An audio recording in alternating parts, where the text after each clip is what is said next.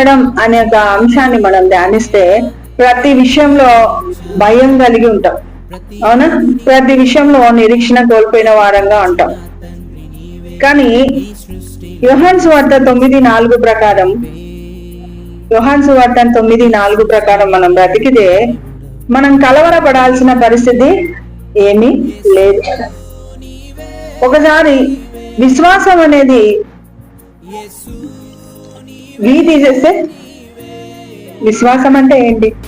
నమ్మకం కదా. సరే, విశ్వాసంలో తీసేస్తే శ్వాస వస్తుంది, అవునా? శ్వాస లేకుండా బ్రతకగలుగుతాము. ఒక చిన్న స్టోరీ ఏంటంటే, ఆకలి గొప్పదా, నిద్ర గొప్పదా, కోరిక గొప్పదా? ఇంకా ఆకలి, కోరిక, దాహం, తర్వాత విశ్వాసం. సో ఈ ఐదిట్లో ఏది గొప్పది అంటే మీరు ఏం చెప్పగలుగుతారు? అన్నం లేకుండా బ్రతకగలుగుతామా? 50 రోజులు బ్రతకగలుగుతామా అన్నం లేకుండా? నీళ్లు లేకుండా బ్రతకగలుగుతామా? 4 రోజులు బ్రతకగలుగుతామంట, వితౌట్ వాటర్ సర్వైవింగ్, సైన్స్ చెప్తుంది. కోరిక లేకుండా బ్రతకగలుగుతామా?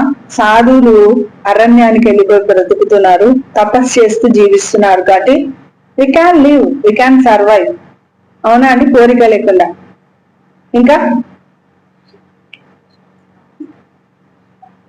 విశ్వాసం. విశ్వాసం అంటే శ్వాస లేకుండా ఎన్ని గంటలు బ్రతుకుతారు మనిషి? 1 గంట ఆపండి చూద్దాం, హాస్పిటల్ పోరేమో.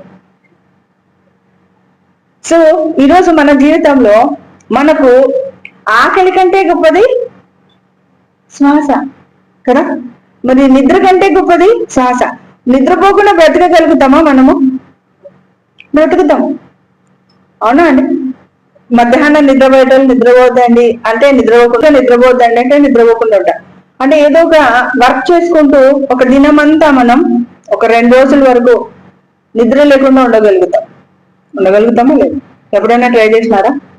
కానీ శ్వాస లేకుండా 1 గంట బ్రతికితే చాలా కష్టం.